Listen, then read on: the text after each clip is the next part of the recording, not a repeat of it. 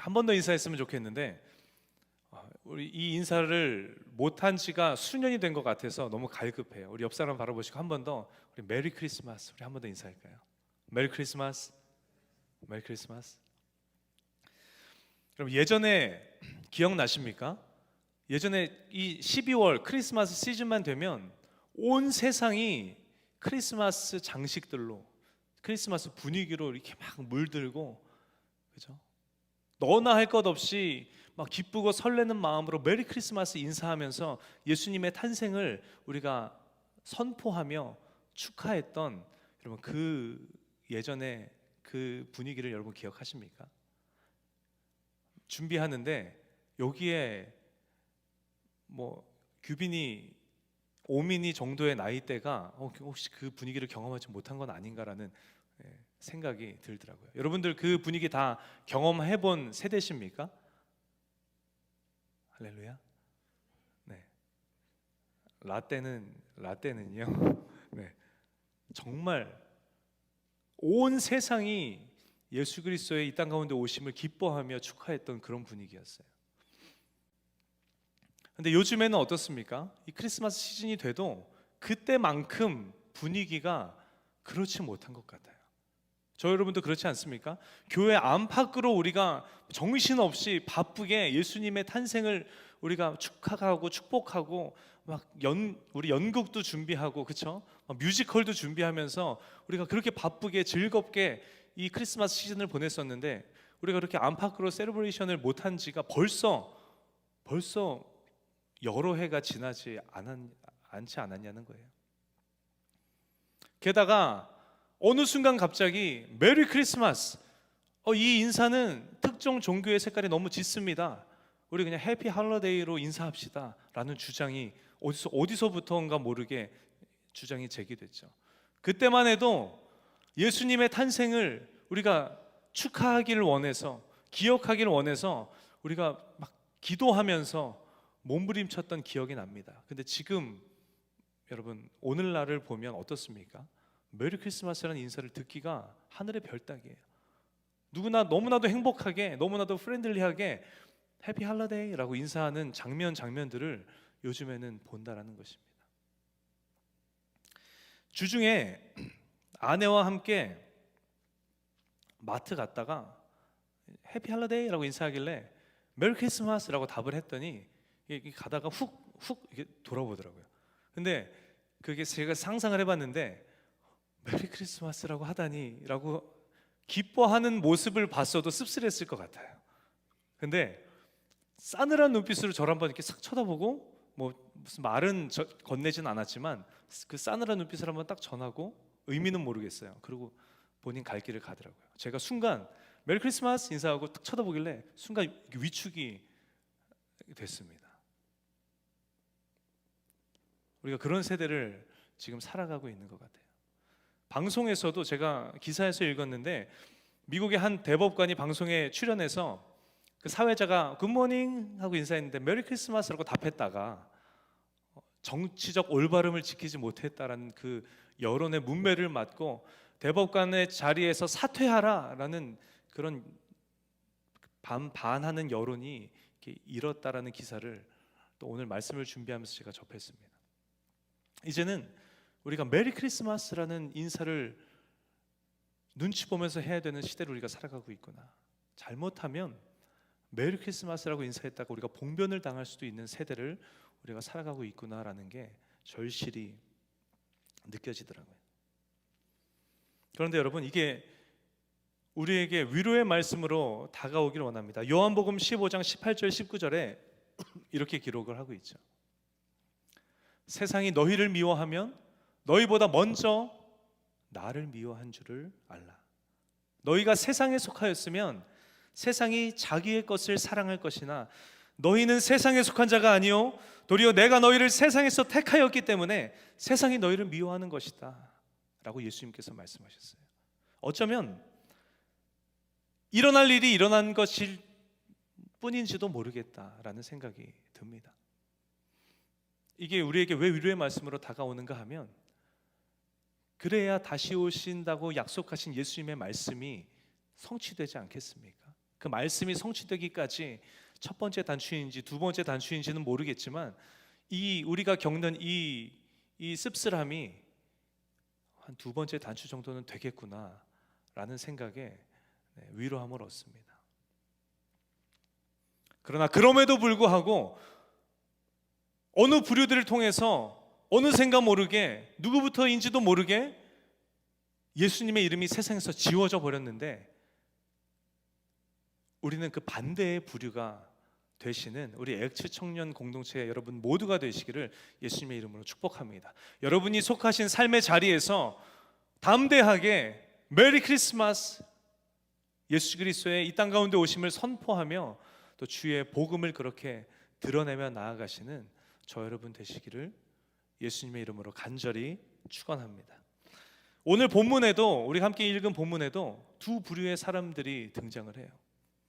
어떠한 부류인가 하면 동일한 한 대상을 향해서 한 부류는 그를 찾아서 경배하려는 자, 또 다른 한 부류는 그를 찾아내서 잡아 죽이려는 자, 이 두 부류가 등장을 한다는 거예요.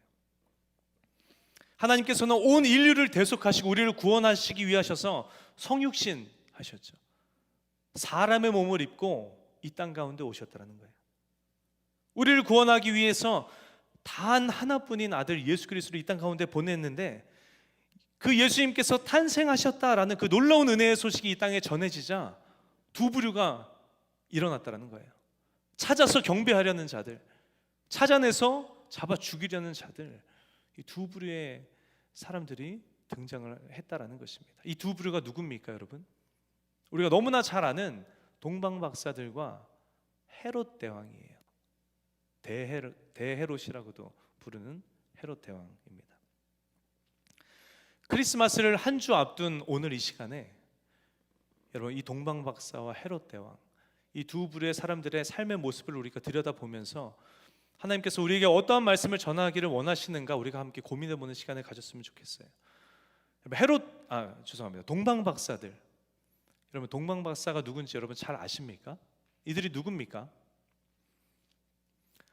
이들의 명칭 때문에 동방 박사라고 해서 정말 여러분들이 상상하는 것보다 더 많은 분들이 그 고대 근동 그 시대에도 벌써 박사학위를 주는 교육기관이 있었나 보다라고 농담 반 진담 반 이렇게 생각하시는 분들이 계세요.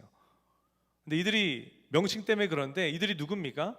NIV 성경에 보면 이들을 Magi from the East라고 기록을 하고 있어요. 메자이가 누군가 하면 점성가들을 얘기해요. 이 본문 당시에 별의 움직임을 보고 이렇게 점을 쳤던 점성가들을 이야기합니다.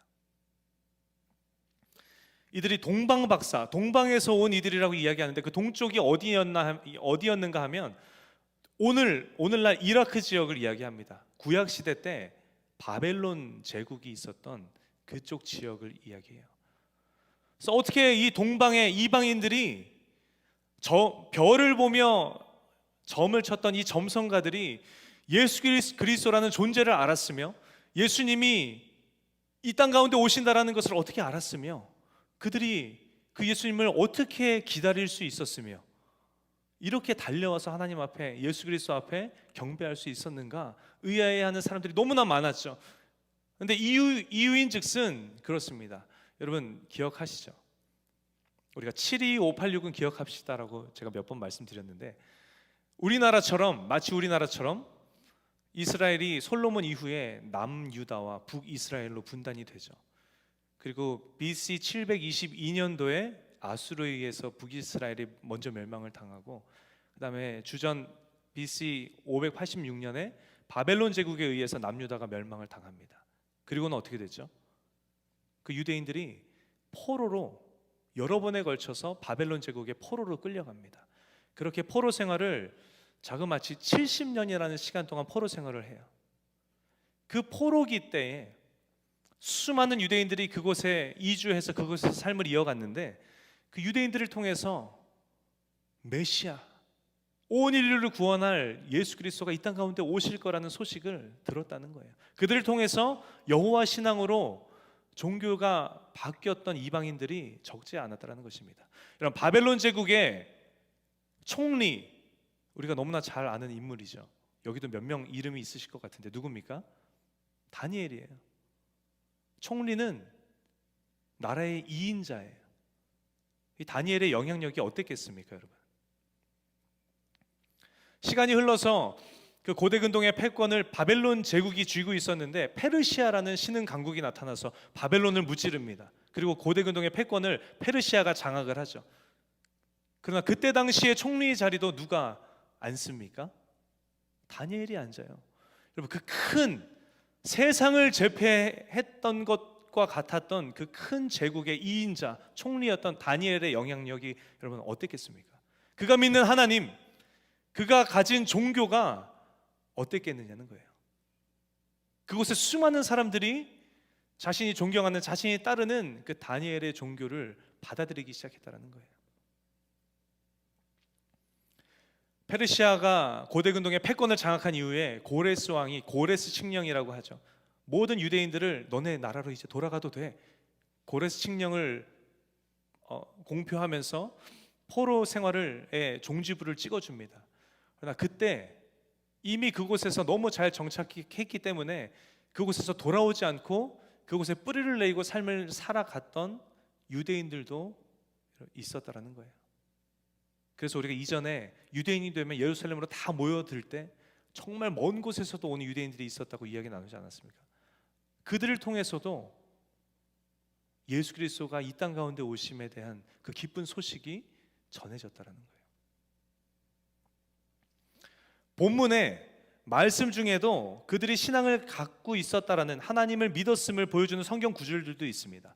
포로기 때에 바벨론의 느부갓네살 왕이 금신상을 이렇게 만들어 놓고 다 절하지 않으면 용광로를 이렇게 태우는 풀무불에 던져버리겠다라고 이야기했는데, 그 본인들의 신앙을 고수했던 다니엘의 세 친구, 여러분 기억나십니까? 그 풀무불에 던져졌던 다니엘의 세 친구, 조금도 그을리지 않았던 그들의 모습을 보면서 느부갓네살이 뭐라고 이야기하는가? 28절에 느부갓네살이 말하여 이르되 사드락과 메삭과 아벳느고의 하나님을 찬송할지로다. 그가 그의 천사를 보내사 자기를 의뢰하고 그들의 몸을 바쳐 왕의 명령을 거역하고 그 하나님 밖에는 다른 신을 섬기지 아니하며 그에게 절하지 아니한 종들을 구원하셨도다. 이어서 29절에 그러므로 내가 이제 조서를 내리노니 각 백성과 각 나라와 각 언어를 말하는 자가 모두 사드락과 메삭과 아벳느고의 하나님께 경솔히 말하거든 그 몸을 쪼개고 그 집을 걸음터로 삼을지니 이는 이같이 사람을 구원할 다른 신이 없음이니라 하더라. 그 놀라운 하나님의 일하심과 역사하심을 바라보며 이 느부갓네살 왕의 신앙조차도 여러분 하나님을 향해 기울었었던 이 본문 당시의 상황이었다는 거예요. 오늘 본문 2절에도 우리가 알 수 있는 힌트가 있습니다. 본문 2절에 유대인의 왕으로 나신 이가 어디 계시냐? 헤롯 대왕이 유대인들을 다스리고 있는데, 그 팔레스타인 지역을 다스리고 있는데 왕을 밀어내고 묻는 거예요. 유대인의 왕이 낫다라는 소식을 내가 들었는데 그 왕이 어디 계시냐? 그것 또한 이들이 여호와 신앙을 갖고 있었던 이방인들이었음을 반증해 주는 하나의 장면이라는 거예요. 바로 이 동방박사들이 인류를 구원하기 위해 이 땅 가운데 오신 메시아 예수 그리스도를 만나기 위해서 멀고 먼 여행길을 마다하지 않고 아낌없이 자신들의 시간을 들였다라는 것이에요. 여러분, 지금 구약의 바벨론 지역에서 오늘 이 베들레헴까지 거리가 얼마나 된다고 여러분 생각하십니까? 지도를 펼치고 직선으로만 찍 그어도 850km 정도 된다고 해요. 사람이 걸어올 수 있는 그 이동 경로를 따라서 오면 1500km나 되는 길을 걸어서 왔어야 한다고 합니다. 제가 안 가봐서 잘 모르는데 전 미국이 처음이라 여기서 라스베가스까지 450km 정도 된다고 하더라고요. 그러면 한 3.5배 정도 되는 길을 짐 챙기고 낙타 끌고 걸어서 예수님 앞에 이들이 나아왔다는 거예요. 교통수단이 발달한 오늘날에도 1200km, 여러분 결코 쉬운 거리가 아닌데 이들은 예수 그리스도를 만나 뵙기 위해, 예수 그리스도께 경배하기 위해 이들은 아낌없이 자신들의 시간을 들였다는 거예요. 근데 여러분, 시간만 들였겠습니까? 비용도 만만치 않게 들었을 거예요. 그렇죠? 비용만 들였겠습니까? 수개월에 걸친 그 여행 일정 가운데 광야를 지나야 했는데 자신들의 건강, 자신들의 생명까지도 이들은 마다하지 않고 예수님을 만나기 위해, 예수님께 경배하기 위해 그 여행길을 올랐다라는 거예요. 마침내 예수님을 만난 동방박사들 어떻게 합니까? 오늘 보면 11절에 집에 들어가 아기와 그의 어머니 마리아가 함께 있는 것을 보고 엎드려 아기께 경배하고 보배합을 열어 황금과 유향과 몰약을 예물로 드리니라. 보배합을 열어서 예물을 드리며 온 인류를 구원할 이 땅 가운데 오신 예수 그리스도께 그 찬양의 가사처럼 기뻐하며 경배했다라는 거예요. 기뻐하고 또 기뻐했다라고 오늘 본문은 여러분 기록하고 있습니다. 그들이 바로 동방박사들입니다. 반면에 또 다른 한 부류 있죠. 누굽니까? 헤롯 대왕이에요. 헤롯 대왕이 누굽니까? 본문 당시에 팔레스타인 지역을 다스리고 있었던 지도자였어요. 팔레스타인 지역이 어디입니까? 구약으로 이야기하면 가나안 땅이에요. 오늘 이야기하면 이스라엘을 이야기합니다. 그 지역을 통치했던 지도자가 바로 헤롯 대왕이었어요. 거기에 수많은 유대인들이 살고 있으니 유대인들에게 인정을 받아야 하지 않았겠습니까? 근데 이 헤롯 대왕은 유대인이 아니었어요. 이방인이었어요. 그래서 어떻게까지 노력을 하는가? 유대인의 아내를 새롭게 맞아들입니다. 유대교로 개종을 해서 하나님을 믿기 시작해요. 유대인들이 가장 중요하게 생각하는 하나님의 성전을 무려 46년 동안이나 고치고 증축하고 리모델링하면서 유대인들의 환심을 이렇게 샀었던 인물이 그렇게 탁월한 거죠. 지혜로운 거죠. 그렇게 그 팔레스타인 지역을 다스렸던 왕 헤롯 대왕입니다. 이 헤롯 대왕은 권력에 대한 집착이 어마어마했던 사람이었어요. 그 집착이 어느 정도였는가 하면 자신의 왕권에 위협이 느껴진다라는 생각이 들면 누구건 할 것 없이 처형해버리는 일을 단행했습니다. 누구를 죽입니까?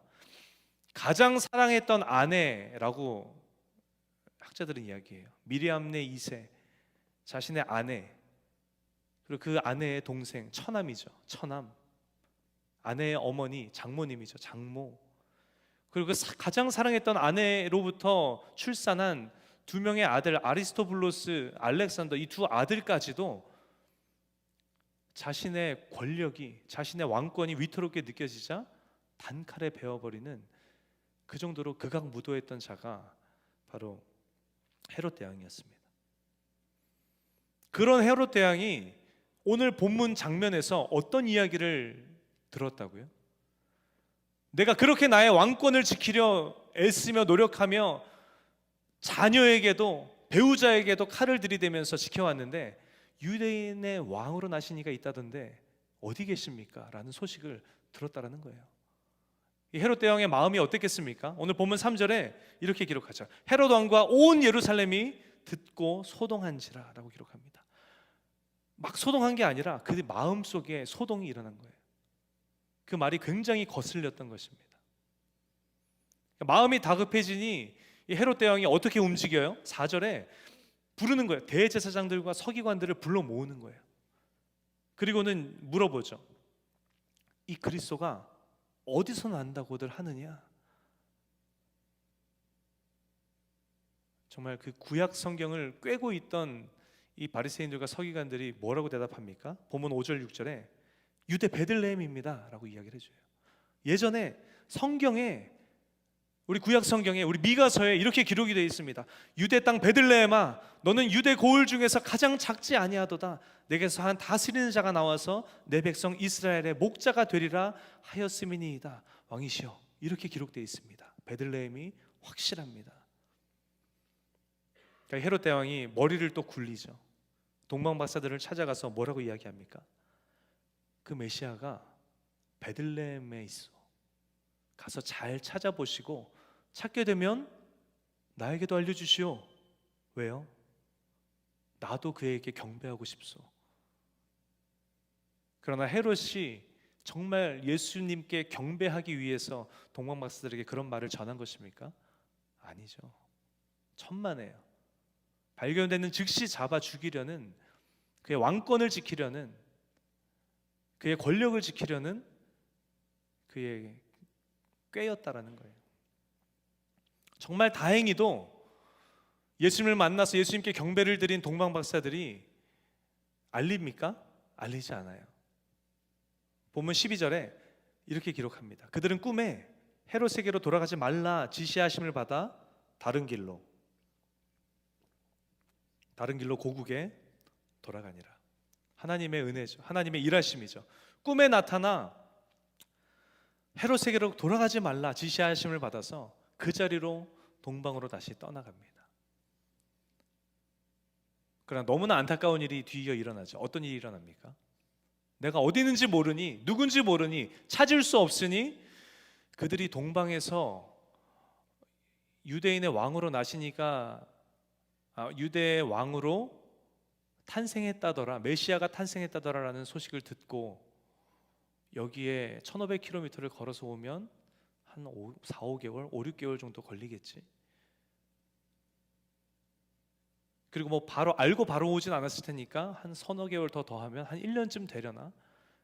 혹시나 놓칠지 모르니까 한 1년 반쯤 잡아서 그냥 2년, 2살 아래로 다 죽여버리자. 결국 영아 대학살 사건을, 이제 그 만행을 헤롯 대왕이 저지르고 마는 것입니다. 여러분, 예수님께서는 온 인류를 구원하기 위하셔서 이 땅 가운데 오셨어요. 이 구원의 역사는 비단 저와 여러분에게만 해당되는 일입니까? 모든 사람들에게 해당되는 일이라는 거예요. 그러면 누구에게도 해당되는 일입니까? 바로 헤롯 대왕에게도 해당되는 이야기 아닙니까? 예수님께서 이 땅 가운데 오신 이유가 바로 헤롯 대왕 자신을 구원하기 위하셔서 이 땅 가운데 오셨다라는 거예요. 그러나 이 헤롯이 왜 예수 그리스도를, 왜 예수님을 잡아 죽이려고 혈안이 되어 있습니까?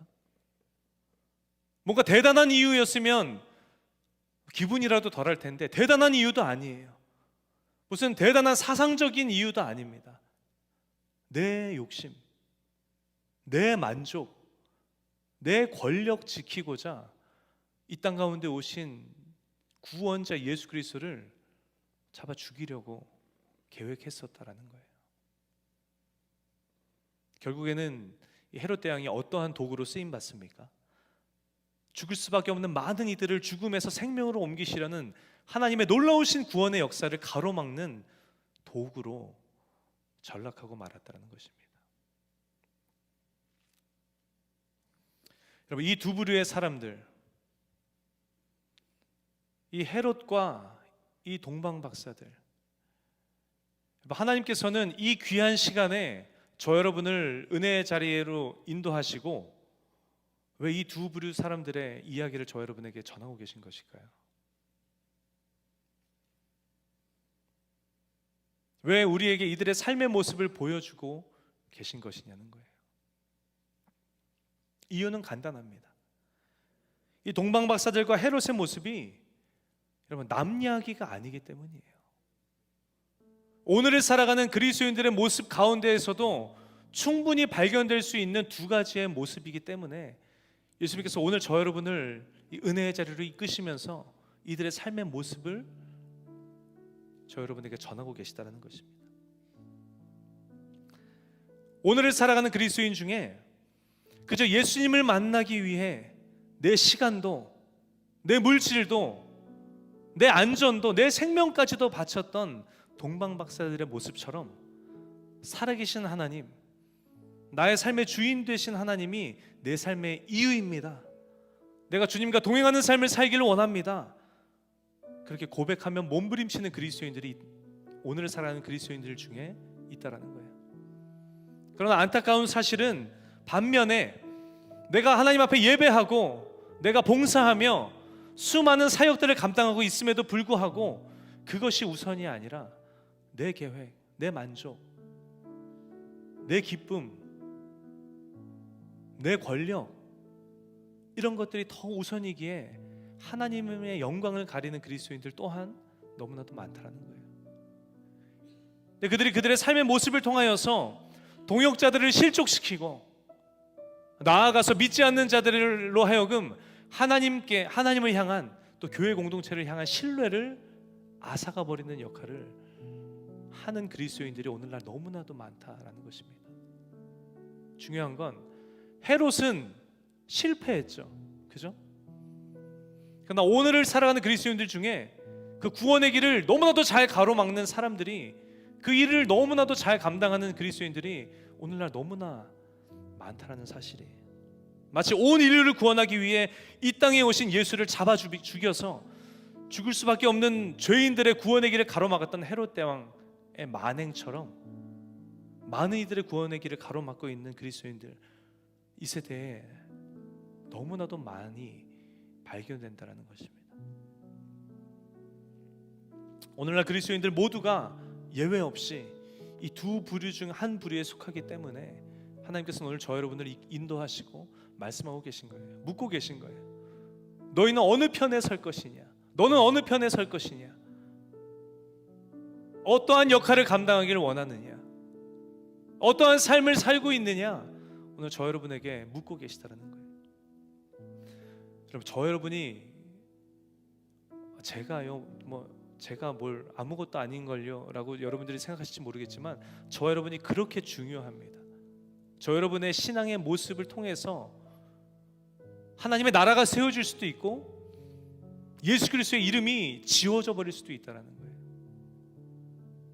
우리의 신앙의 모습이 어떠한가에 따라서 예수님의 이름을 한없이 높여드리는 도구로 우리가 쓰임받을 수도 있고 예수 그리스도의 이름 입번 끝도 하실 수 없도록 이 세상 가운데서 깨끗하게 지워버리는 지우개의 역할로 전락할 수도 있다는 것입니다. 여러분께 묻고 싶습니다. 오늘 이 자리에 모신 저 여러분, 지난 한 주간의 삶의 모습이 어떠하였습니까? 오늘 2023년도 이번 한 해의 삶이 여러분 어떠한 모습이셨습니까? 동방박사들과 같은 예수님을 만나기 위해, 예수님께 예배하기 위해, 예수님을 높여드리기 위해 나의 시간과 물질과 정성과 생명까지도 바쳤던 그 삶의 모습이셨습니까? 아니면 나의 것들을, 나의 만족을 채우기 위해서 예수 그리스도의 이름을 지어왔던 삶의 모습이셨습니까?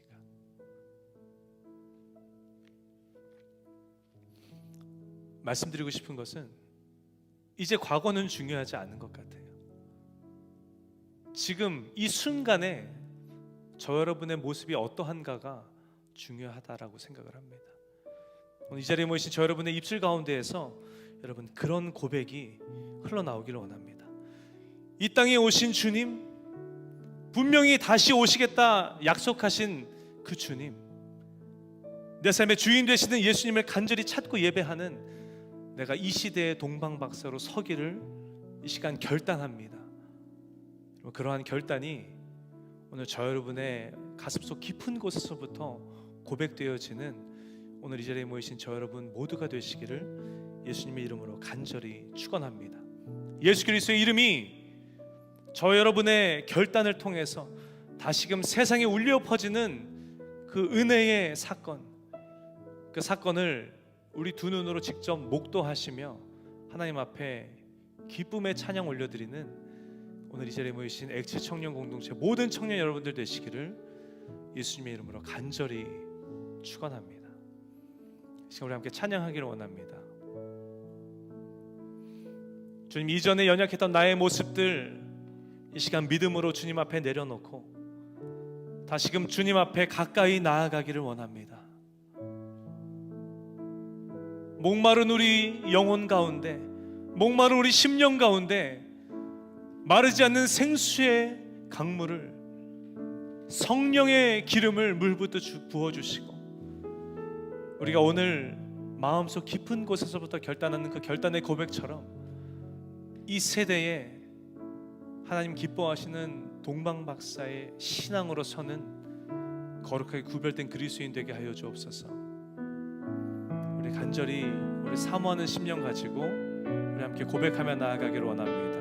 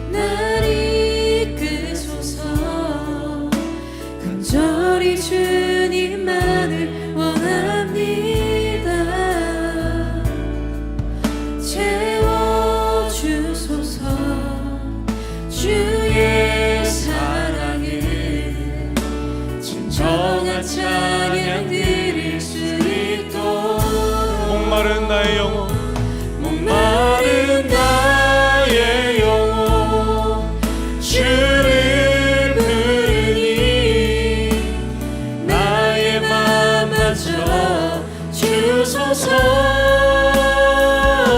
주님만을 원합니다. 더 원합니다. 나의 맘 만져 주소서.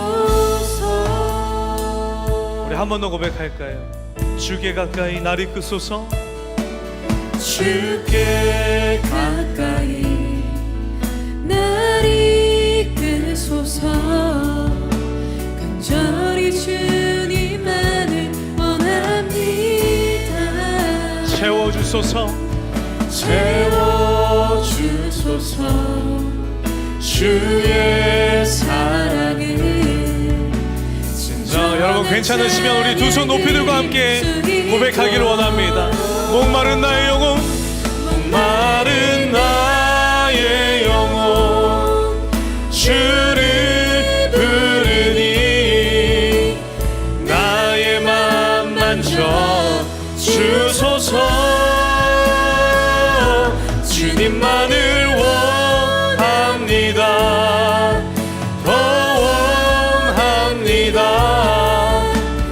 나의 맘 만져. 우리 더 간절히 고백하며 나아갑시다. 목마른 나의 영혼 목마른 나의 영혼 주를 부르니 나의 맘 만져 주소서. 주님만을 원합니다. 더 원합니다. 나의 맘 만져. 우리 시간 함께 기도하실 때 주님 그렇게 결단하며 나아갑니다. 우리 가운데 힘을 주시고 능력을 주시고 그렇게 살아낼 수 있는 하나님 우리가 되게 하여 주시옵소서. 주님 만나기 위하여서, 주님께 경배하기 위하여서, 주님의 이름을 높여드리기 위하여서 우리의 시간과 정성과 물질과 생명까지도 드릴 수 있는 하나님 이 세대에 주님 찾으시는 거룩하게 구별된 그리스도인으로 서게 하여 주시고, 하나님 이번에 우리가 맞이하는 크리스마스 그 순간에는 우리가 하나님 앞에 그렇게 값진 고백을 올려드리며 주님 앞에 나아가는 하나님 나의 삶이 되게 하여 주시옵소서. 2024년도 한 해 그렇게 거룩하게 구별된 그리스도인으로 살아가는 나의 새로운 한 해 되게 하여 주시옵소서. 우리 간절한 심령으로 우리 소리내어 함께 통성으로 기도하며 나아가시겠습니다. 기도합시다. 주님, 주여, 이 시간 나의 삶을 주님 앞에 온전히 맡겨드리며 나아갑니다.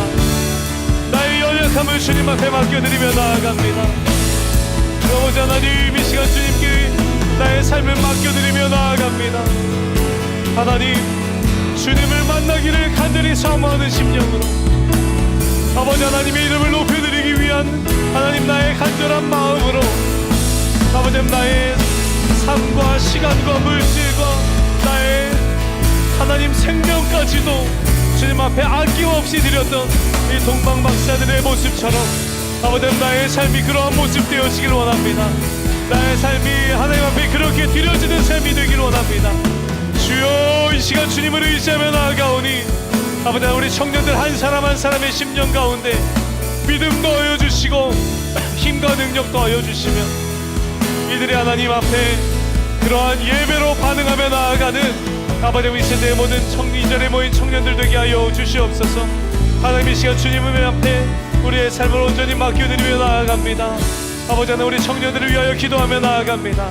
아버지 하나님 이들의 신앙, 이들의 믿음이 하나님 앞에서 더욱더 성장해가는 성숙되어져 가는 믿음 되게 하여 주시고 아버지 하나님과의 깊은 교제를 매일의 삶 가운데 경험하며 아버지 하나님과의 그 깊은 친밀함 가운데로 나아가는 이 자리에 모인 우리 청년들의 삶이 되게 하여 주시옵소서. 하나님 세상이 악합니다. 주님 세상 가운데 나아가서 우리의 믿음을 빼앗길 만한 순간이 환경이 너무나도 많음을 고백합니다. 아버지 하나님 이들의 삶 가운데 주님 임하여 주시고 주님 동행하여 주셔서 어떠한 삶의 환경 가운데 놓일지라도 어떠한 삶의 순간 가운데 놓일지라도 아버지 하나님 주님 앞에 주님을 의지하며 그 삶을 맡겨드리며 나아간 우리 청년들 모두가 되게 하여 주옵소서. 살아계신 하나님, 실수가 없으신 하나님, 전능하신 하나님, 능치 못한 일이 없으신 놀라우신 주님, 우리가 메리 크리스마스 마음껏 주의 이 땅 가운데 오심을 선포하지 못하는 이 시대의 상황조차도 하나님의 계획하심 가운데 놓여져 있음을 우리가 믿음으로 고백합니다. 예수님 잡혀가시던 그날 밤에 말고의 귀를 베었던 베드로에게 꾸짖으며 말씀하시되 이 일이 일어나지 않고서는 어찌 하나님의 말씀하신 그 예언들이 이루어지겠느냐.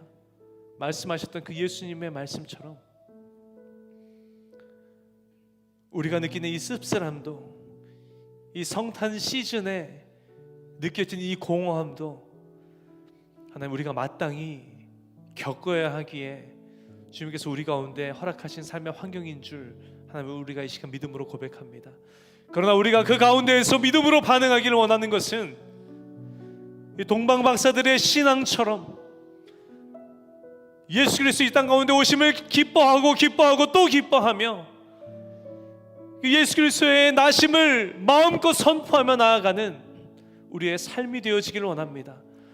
세상이 너희를 미워하거든 너희보다 먼저 나를 미워한 줄 알라 말씀하신 그 말씀을 기억하며 그럼에도 불구하고 메리 크리스마스